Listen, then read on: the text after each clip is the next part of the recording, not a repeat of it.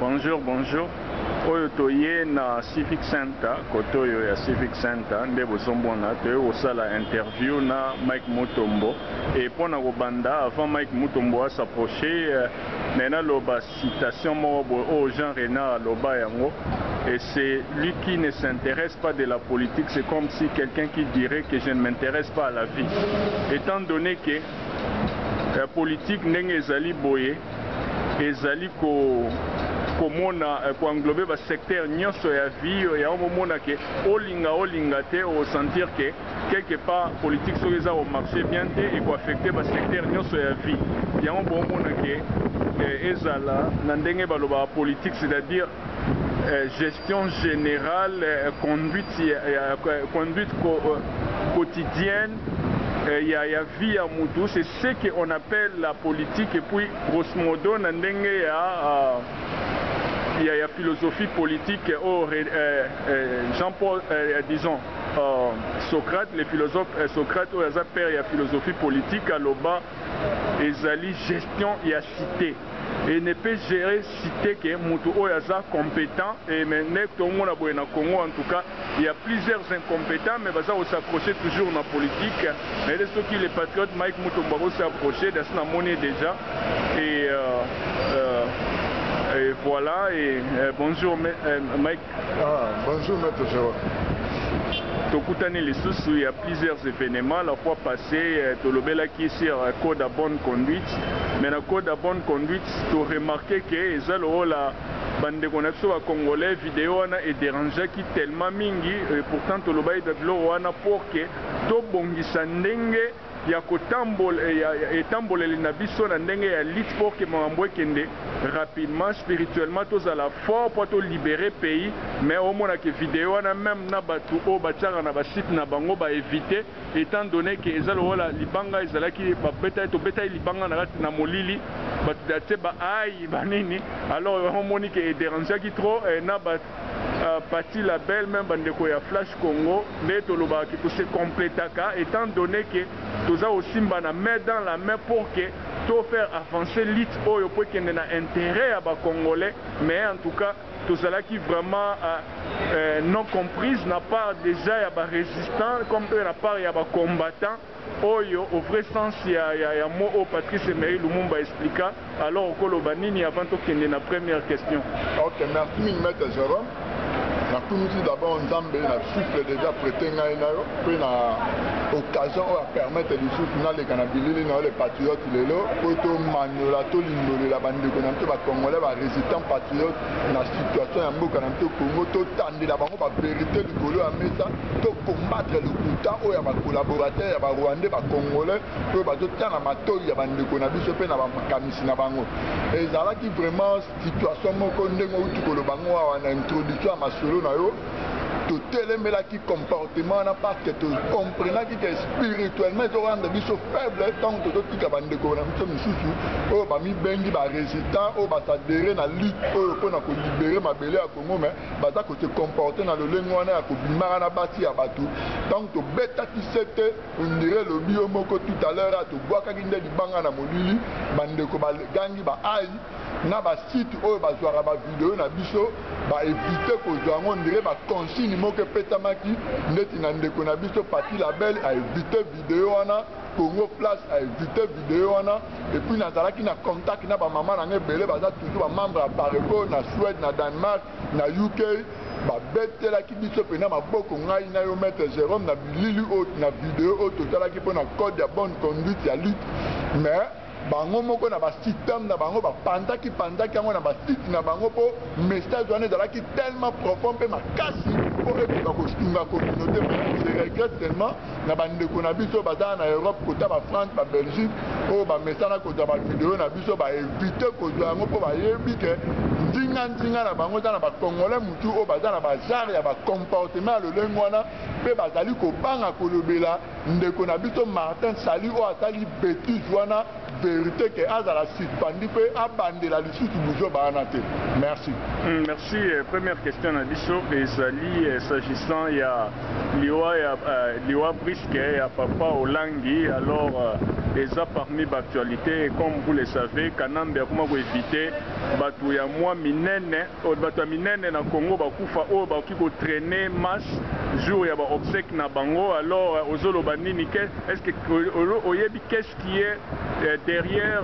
liwa wana, puisque toyoki déjà ils avaient ba poison na mona même pasteur Bobo à lobby ils avaient ba poison et puis réaction les andengeni. OK, merci Maître Jérôme. Bande konanga ba Congolais ba résistant ba patriote. Et sengeli pour comprendre le komoko. Na Congo ndenge za wana patron ya ba église nyonso na Congo za Azaria Chubero. Na Congo ba Rwandais ba salabu bolanda ngai na bokebi nyonso. Ba église nyonso za populaire, c'est-à-dire ba église o bazala ba ndimi ba fidèle epelé. Ba récupérer ba tête ba église wana. Si pemti na Congo azala ba ndimi ebelé. Église ya apôtre Mbi, oh ndeko na biso oh mwana na ye Moïse Mbi ba récupérer ye azaboyi na Azaria Chubero, azaboyi na Hippolyte Kanambe. Bango kuna ba pesa bango code ezali nini bayebisaka ba fidèle na bango ke Hippolyte Kanambe azali choix ya Nzambe ye nde aye po abomisa Congo, ye azali Rwandais te aza mopaya te azali fils biologique ya Laurent Désiré Kabila. Bateyaka masolo wana na kati mpona koendormir population. Pourquoi? Parce que bakada pembe ya balobi na ba Rwandais bayebi ke force populaire eza force moko oyo ekweyisa ba occupation ebele na monde. Alors ba église oyo eza populaire na Congo, il faut to récupérer ba leader na bango. Nakanisa bo comprendre déjà, nakangi parenthèse wana. Liwa ya papa na biso Olangi eutwa. Papa Olangi na mwasi na mama Olangi oyo toyebi bakonzi ya CPMC bazalaki collaborer na occupation rwandaise. Bazali moko ya ba église o ba Rwandais babandaki ko utiliser nde na utu ko expliquer bino awa baza na population ebele oyo elandaka bango. Na kati te même Robert wa batomona na babili na CPMC na CVV chaîne na bango ba otela Robert wa place à liboso pour na ofanda au continuer. OK. Bozo comprendre déjà que ba utilisaka batu wana parce que ba boyaki batu wana ba te ya patriotisme na kati ba église. Ce ba bandi ko te ya patriotisme que bato baza ba Rwandais force populaire les retelema ba obenga na ba occupant. Alors ba récupérer ki batu wana. Moïse Mbi a collaboré na ba Rwandais, très bien na Rubewa a collaboré bien nanano na Hippolyte Kanambe, ba Joé, ba Janet, ba famille Olangi ba collaborer très bien na ba Kanambe. Et dans le moment où on a l'histoire de Coutinho Fernando. Coutinho Fernando, pourquoi on a un commissaire paralysé? Azan a chance que le commissaire paralysé, pourquoi parce que Yemuta et Dara AFDL, la bombe qui a AFDL dans l'église de Kassavoub. Dans AFDL, le corps va s'infiltrer dans la complicité, va générer belé à fait président Mobutu. Babanda qu'on doit ravitaillement dans l'église de Coutinho Fernando. Coutinho Fernando monara AFDL Laurent Désiré Kabila. Il va que derrière Laurent Désiré Kabila, les Rwandais. Tant qu'on soit conscience, ayo ko comprendre que Hippolyte Kanambe azali mwana Laurent Désiré Kabila te po ya zala na communication na Laurent Désiré Kabila babanda ko coopérer très bien à comprendre que Hippolyte Kanambe aza Rwandais là alobi idéologiste vol le Congo o ba biso te ba Mike Mutombo to soutenir na carte ya patriotisme nde ba Rwandais batala ke muto lokola biso te bandaka ko utiliser pour apombela biso manduki ayebi quand même ba sekele na biso c'est to tiki a panza to zala danger nde bo monaka ba isolé ba tie na prison ye kutu aza na grâce na mawa Nzambe abima paralysé normalement bangia ba bimisende ebembe na kangi parenthèse à Coutinho Fernando bon mona ke ba Rwandais banda ko utiliser toujours ba église ou eza populaire na Congo. Papa Olangi tangu azui conscience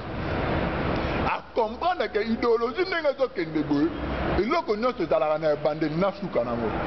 bien que tu soutenir l'occupation de lobby occupation au ya biso ba CPMC au ba église au to suka wa donc mon pas la conscience wana monique non il faut na collaborer na résidence au za libanda na secret o ngai papa Olangi na yebi ya ba occupant de ba to fonctionner ah na yebi ça ba résident ba libanda po ba yeba lo lengini ba otala ba o bengala ba Rwanda oh quand même alobaki quand même moi alobaki diko ndenge toloba toujours na mokili virus moko ezalaka na biso ba congolais tozanga discrétion Congolais azalaka na secret tata na plan malamu yango mpe ezali parmi ba erreur oyo bato ebele basili na Congo babomi bango le roi banzinzi ndenge tomona bakatumba mwanke ntango azwi initiative na aide résident tobengana baokipa ayebi ti kaka zambien ayebi ti zambien Soriano Nisima Jet Moïse Katumbi par manque de discrétion Zambia a dévoilé na barwandais babomi eza ndenge moko mpe na papa olangi lere azwi ide wana asololi na mwa kreta batu okayeba ete bakolabo bazalaki kaka parmi ye bakolabo wana bake basignale barwandais batali oyo to toatake brutalement bo ezala mabe to utilize ka mwasi na ye mpo mwasi na ye alikide ye yango bozomona liwa ya papa olangi bana ya mama olangi nyonso partout bozala mokili botuna mama na bino ayebi liwa ya mobali na ye azali moko ya bato oyo baparticipe na liwa ya mobali me ndenge moko Félix Tshilombo aparticipe na liwa ya propre papa na ye Etienne Tshisekedi wa Mulumba bomituna na bino bakestio te oyo soki wapi liwa na poisona oyo papa olangi aliaki euti na permission ya mwasi na ye moko mama olangi bakongolais bele ya église ya sifemtiler boolanda makolo lokola bozalaka fanatike na bango bokobambanga bamabanga bokobwakelanga basoyi bokofinganga na bakombo nyonso misusu kutu bolinga bosala baincantation boluka ngai me ngai nzambe na nga protege nga na maître Jérôme abatela biso mpo biso totambolaka na vérité ya nzambe oyo na olobela bino ezali vérité ndenge eza na liwa ya papa olangi mama olangi ayebi yango mama olangi ayebi liwa ya mobali na ye na répété ndenge Tshilombo a participé na liwa ya papa na ye moko biologique Etienne Tshisekedi wa Mulumba. Merci. Merci, je crois que Mike Assa Lobby a sa petite vérité. Juste une parenthèse, il paraîtrait que liwa ya apôtre Bolia moi je n'avais pas yebaki yango azalaki pas impliqué na mamwana. Alors ce qui s'est fait moi mamwana lelo so ezosalema puisque mibali ebele bapapa ebele bakongolo ebele otobala tobala basi oyo baza na bavision na biso te mwasi moyen a accompagner vision ya mobali ezali te yango moni ke ezosala pokoso puisque mwasi mpona bozala na bon marché en harmonie il faut mwasi oyo nzambe atindela yo et puis oya nzambe atindela accompagner vision na yo mais ce moi ça va accompagner vision na ote c'est là où ça pose problème na kangi parenthèse wana et puis deuxième question ezali s'agissant ya rébellion oyo tomboni à partir déjà ya Uvira na Kivu oyo tomoni Maître Will Azosolola na soi-disant général wana alors point yo na téléphone avec tout ce qu'il y a comme implication à technologie lelo o Bin Laden abandai ko éviter ko solola na ba téléphone puisque bandai et cause à la ba réseau ba détecter partout azali mais on a vu ce leaks wana et ce général wana sur leaks ko solola na Maître Dino en direct na ni réaction ya ne point na soi-disant rébellion au bandit na Kivu na Uvira. Merci. Ok, merci mingi ba patriote résistant congolais, peuple congolais. Ngai na Maître Jérôme biso totelema na vérité combat intelligence oyo bololo wana aventurier wana babi baluku na ebisaka bino combat intelligence pour permettre akota na major na Kinshasa na nzela ave na Arimo Vasakani bololo ya professeur de no aloba Rwandais Inyanzi Kanguru Hippolyte Kanambe na komi na age oke na retraite Congolais alobi ke Rwandais wazo boma bandeko ne ba Congolais na komi na age oke na retraite babi baluku na lobaka na bino combat intelligent vrai combat intelligent yango oyo président national apareko abundaka ata kodénoncer bastratégie nyonso oyo bakolabo congolais bazo aider occupation rwandais mpona koexterminer peuple congolais mpe kobalkanize congo mpe kopiller congo vrai combat intelligent eza combat oyo nga ndeko na bino Mike Mutombo na bundaka na Maître Jérôme oyo aza na nsima ya bilili le patriote Maître Jérôme Okito biso nde tobunda vrai combat intelligent. Combat intelligent eza nini? Combat intelligent ezali koloba na batu vérité. Ko éclaircir batu ko fongola batu bongo vérité oyo babombela na 100 mètres yo tandeli likolo ya mesa mutu akomprendre mbalamo makambo yango eza nde boye. Masolo oyo bozoka na Uvira na Kivu bandeko na ngai eza na 2 officiers patriotes oyo basala action oyo ederanza na balobi na barwandais na baugandais général Bundamabe baboma na poison, colonel Mamadou Ndala baboma na ba militaire ya Monesco. Batu baboma colonel Mamadou Ndala ezali ba soldat ya Monesco o babandai ko accompagner cortège na yi. Bango mutu ba beta masasi na ba garde rapproché na ye, pe ba beta masasi ba bimise ba tumbaye. Batu baboma colonel Mamadou Ndala ezali ba soldat ya Monesco. Rébellion na ezali Kagame ye moko mutakire yango. Tellement passé déjà babandai ko yebisa bino na site ya Pareko. Baboti ya ba Rwandais ezokota na Kivu, ezoleka na ciel na quartier général à Monesco, bazo peta bango ba tenue militaire, bazo armé bango, bazo s'entraîner kuna po basala acteur o bomoni basali lelo. Ba utiliser la Rwandais o balakisi ye français aza côté mais na français na groupe abatu mo ba créer terreur kuna na Uvira po baloba basali rébellion. Arrière base na bango ça.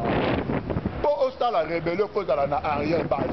Po doit pouvoir oyo bandoza ba ravitaillement. Général wana wapi arrière base.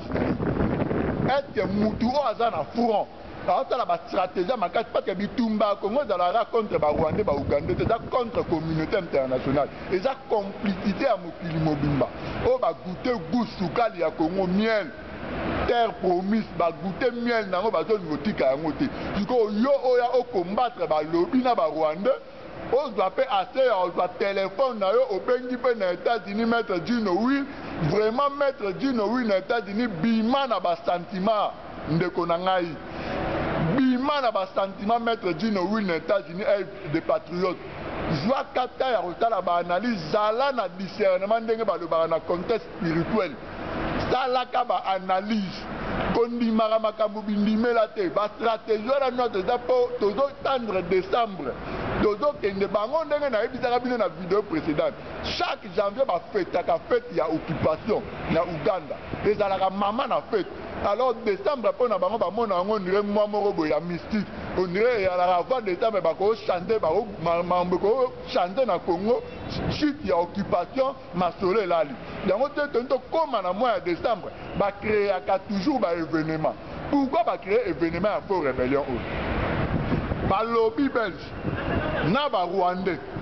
na pouvoir ya occupation tout pas où na Kinshasa na ba collabore wa ba Félix le Mobaza Markabou ba moni déjà que formule ya transition et aussi mbali chuté bango mo ba komi ko douter na formule wana ya transition o bango mo ba déclarer qui na peuple congolais transition ta kanambe ba belge ba bengi docteur Mukwege ya sala discours yo o dans la benyo sonné dans la distraction.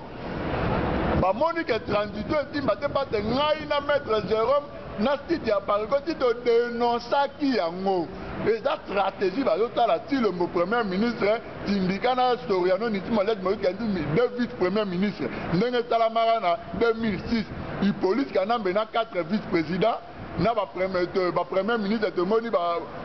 nzanga Mobutu ba se retrouver ba premier ministre te mona ba papa na bito gisenga de ba aventure wana yango ba ngaba so mutango di toute cette partie ne tellement to dénoncer yango na ndenge moko mystique alors ba ye le sili ba moni ke makambo baby awa to ali sune eloko to ko sala te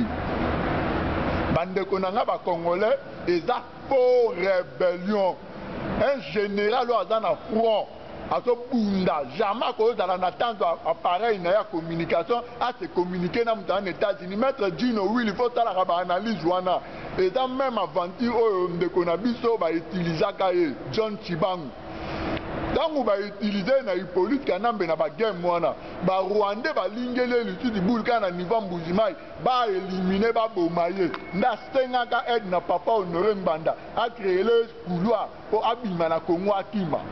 il pas d'ailleurs na ba joana ko benga ba diaspora allo boy tout a ezalaka te mutazalaka na front à se communiquer technologie ça avancer lelo ba satellite ça et ko voyer point stratégie na place à la parta communication na ye jamais mutazalaka na front maître Dino oui ba congolais nyonso o bolanda ki vidéo wana maître Dino oui mutaza na front a sololaka na téléphone te na front ba sololaka na ba radio na ba code moko stratégique ya combat na front général a doit jamais téléphone tomona yango le colonel Mamadou Ndala azobeta barwandais kuna jamais colonel Mamadou Ndala azwaka telefone azobenga bato mo baa na niveau de diaspora tomoni mpe bavideo babilili asala yango te pate il ya komba na armée jamais général akozwa telefone na ye na front asolola na bato baa libanda baennemi baa na basatellite parti baodetecte place azali mpo lelo ndenge eza boye communication nyonso ya Congo DRC elekaka nanu via Rwanda après bimi libanda ndenge eza boye bato ya Congo lere babengaka biso communication na bango elekaka nano na Rwanda ebimi eye boye biso lere nde tobengaka ekendaka direct na basysteme ya basatellite na bamboka oyo tofandi me na ndenge ya Rwanda basala câble mo na niveau satellitaire bato ya Congo lere bazobenga libanda il faut leka nano na Kigali après eye a libanda na biso na nino liko ye aosola na moto ya États-Unis ndeni balobaka tozangi Damas bani bato wana baza balobi MONUSCO mutaza na Kivu rébellion wana bato bazoravitaye bango eza MONUSCO baarme bazozwa eza MONUSCO mutu aopesa bango bastratégie wana tu baotala eza MONUSCO tinde bozomona bazwa wana o MONUSCO na arme ya gouvernement bazoatake bato wana eza lokuta bozolandanga bandeko nanga eza lokuta général wana aobundisa pouvoir ya Paul Kagame te na kati ya Congo ye na Paul Kagame baza 1. Merci. Merci, je crois que Tolandi on a beaucoup bignoso. Le grand problème est que les Congolais tombent facilement puisque la fois passée de ça là qui vidéo moi bon à France to dénoncer la complicité à MONUSCO puisque MONUSCO ndenge zabwe oni MONUSCO nyoso peu importe ba nomenclature nango et mais en tout cas dans la majeure des cas ezali que bango baza na point ko rassurer étouffement ya ba Congolais pour rassurer que communauté internationale ba lobbyiste tous ces pays wana baza zo intérêt na bango na part ya Congo. Alors ndenge za en tout cas il faut ba Congolais ba comprendre que ennemi numéro 1 ezali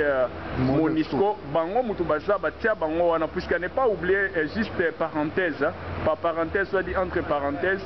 ezate ne baloba que non le Congo et bando appartenir à Léopold II, roi Léopold II et par après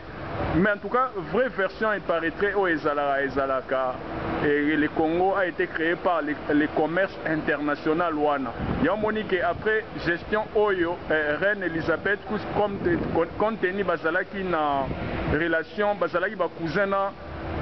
azali cousine ya roi Léopold II nango na pesaka gestion étant donné que déjà Angleterre ezwaki déjà ba parti ebele ya ko diriger bi bon cousin na ngai likopa ya Congo ndo moni que après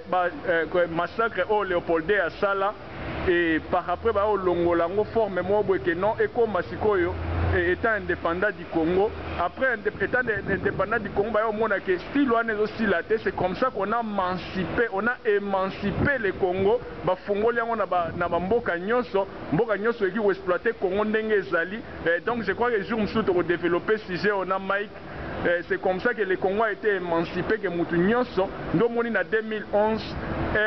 président sud-africain to salaga memo to ye nango pona après avoir que Ngoemulunda a imposé biso ba faux résultat wana pour na bato ba contacter toujours na élection na pays où ils sont sous-occupés mais on a fait le nécessaire na biso RCO et Salemaki ndenge wana maman mokonzi oya awa oya dirigeaka Western Cape a telemela ni na partir memo na biso ya makasi et empêcha président que na inauguration ya Kanambe président Zuma et puis va retirer ba mercenaires au batindaka kuna partir memo na biso président sud-africain websa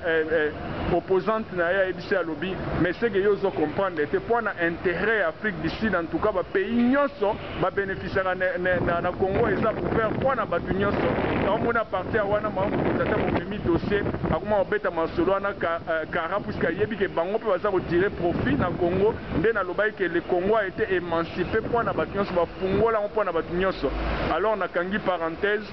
pour développer ce sujet wana jour mususu avec Mike Mutombo pour va comprendre.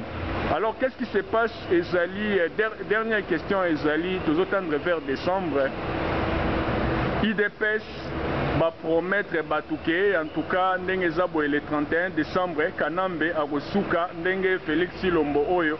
azui flambeau après liwa ya papa nae et na Jean-Marc Kaboun balobi le 31 avec rassemblement na bango ya ba aventurier et la preuve en est que les deux rassemblements na scission et kotaki et puis ce bolandi mutulo la oyo comment il s'appelle Daniel Mwanantebu alongwaki na deux rassemblements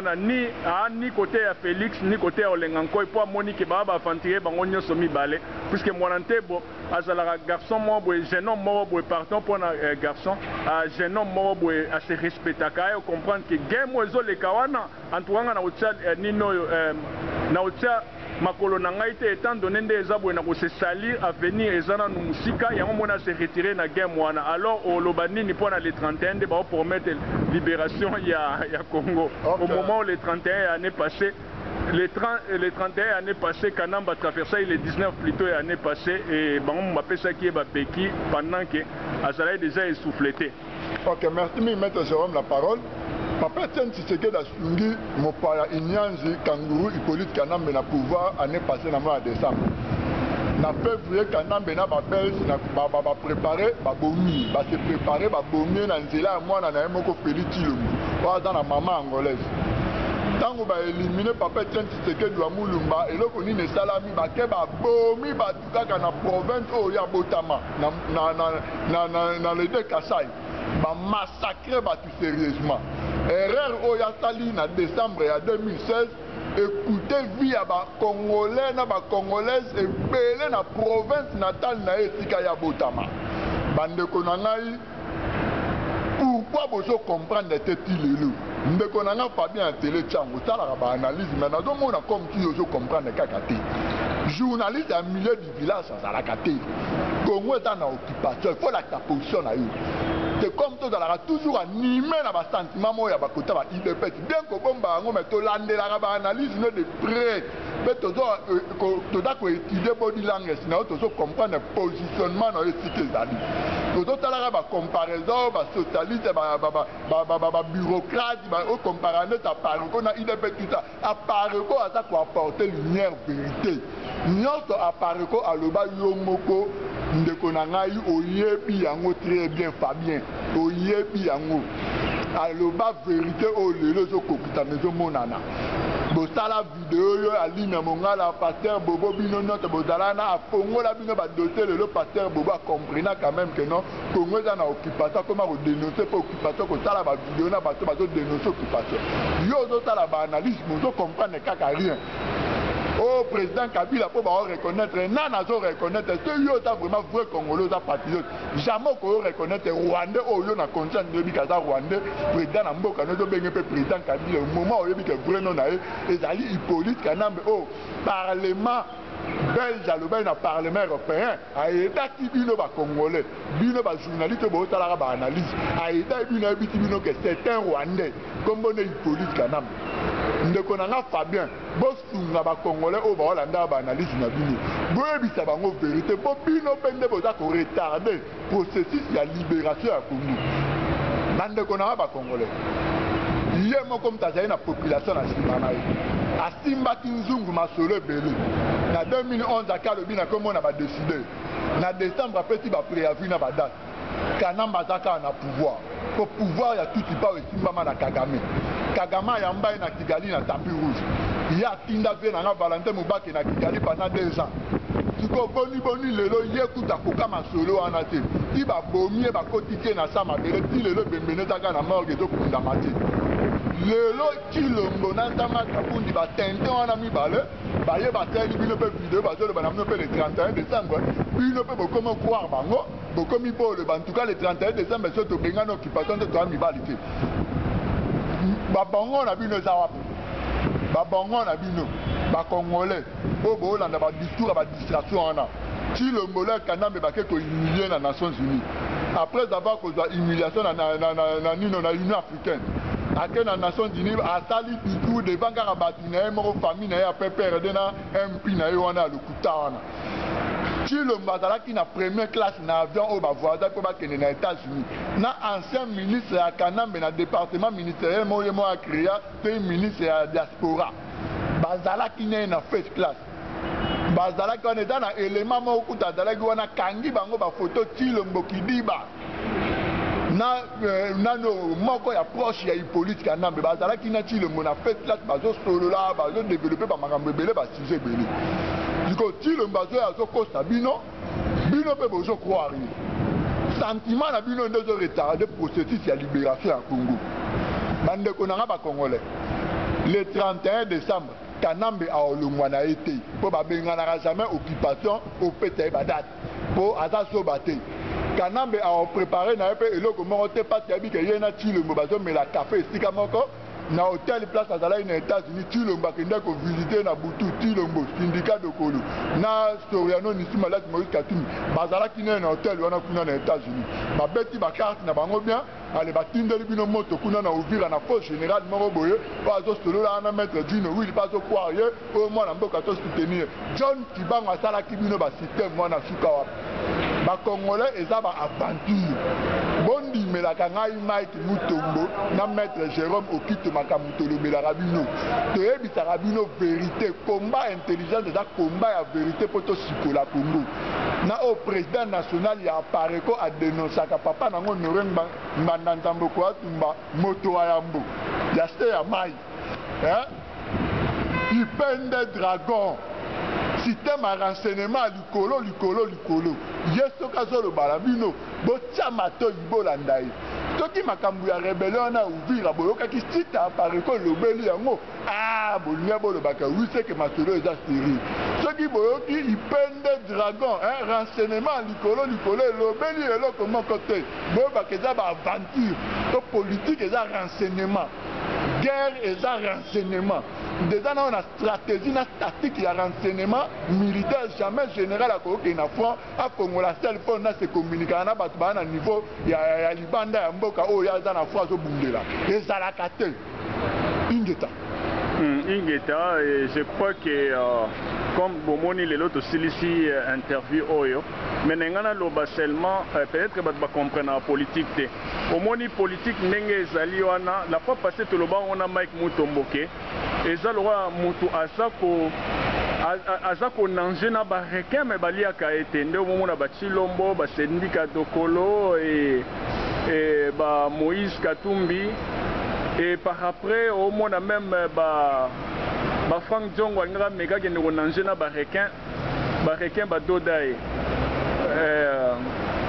Ozwa Diomindonga la pas méga a qui nous nanger na requin sarana balion baliaye baza puisque ba remarquer que non yendenge zabwa même ndenge ya logique mais et pourtant batu oyo yazo kanisa lwa ko accompagner ndeza bwe bazala en connivence si pas ezala ba scène politique puisqu'il faut bossa na biso to sala ba film politique ndenge za bozana na ba scène politique na ba mise en scène kande bo mona kana et surtout la politique na biso ya niveau ya Congo o baza ko téléguider biso lo hola baza ko zapper biso lo wa télécommande en tout cas ezala ke au mona ke communauté internationale ndenge professeur René Jean Dipuy abanda oloba ke communauté historique, communauté internationale historique ou bien communauté internationale na bosa yo mususu tellement inazana mais dans ce politique ezali dès bo mona ba metaka scène exactement ndenge ezalaka ba scène bo mona ba scène politique un impresario c'est-à-dire producteur nde babenga bango impresario au moins ba émettre ba scène ba bon na niveau comme plus autant de faire décembre et que il faut traîner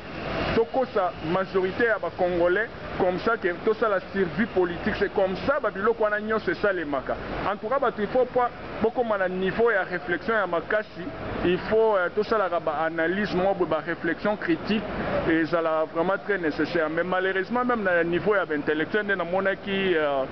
Pasteur Boubouat a eu titre moi wana assez concerné lorsque avion wana et cela qui crash que il paraîtrait que Moïse na syndicat entre Bangode moto qui va sauver Congo et ça la même va se retrouver à bord de l'avion wana au moins déjà que c'est que quelque part même Pasteur Boubouat ça on comprend rien surtout à un niveau que non en tout cas il faut un vrai Congolais à récupérer Masolo pour que ayeba kozwa un Congolais à 100% à récupérer Masolo pour ayeba ke oyo muyanzi aya mutu na ye mutete la a Congolais Muyombe asa congolais, Musakata asa congolais, Mungwande asa congolais, Muswahili asa congolais, Mundande asa congolais. C'est comme ça que doit okende malembe pour tout ça le regroupement ya Congo Mobimba. Mais ce n'est pas qu'on soit élément par sentiment, puisque ça millionnaire après avoir koyiba même bongo et mutumo d'abord syndicat sur botali bien gestion et à papa nae zalara mo mobulu ya mona ke kengo adondo homme ya rigueur era kota kana a saisissaka ba compagnie epelé oyo ya papa Dokolo ndenge zalaka ba saisissaka yango étant donné à mona déjà que papa Dokolo azalaki déjà kopesa ko emprunter mbongo epelé sika ya bangolais nde ba comprendre ah mais c'est que muto azalaka na balien na bangolais ya mona ke ba saisissaka ba compagnie nae et je crois que c'est juste une parenthèse que ba fanatique ba peu importe beaucoup loba mais je crois que le philosophe sénégalais loba que le courage appartient à mutu o ya zako loba vérité est le premier signe déjà ya courage ya mona que bato belé ba loba courage vérité te ba zako bien avec ba mensonge et tout consort là et cela qui maître Jérôme Nassima Bilili est commis prochainement et te saluer ba patriote nyonso de part et d'autre au bas na monde baza comprendre que ba jeu politique eza au sale macro pour na ba endormi peuple ndé toloba qui a que ba scène politique et sale makai na saluer maître Baïgon na saluer petit na maître Okito et na saluer ba patriote nyonso et totika jalousie entre biso et code de bonne conduite wana il fallait vidéo wana et zala en large diffusion mais malheureusement et le Kouana est dérangé quelques résistants oyo babundara comme ça combat au rôle qui fait végétarien et bah ça la dit n'importe quoi et peu importe nzambe moi a justifié biso nasuka et comme prochainement il va mettre Jérôme Ingeta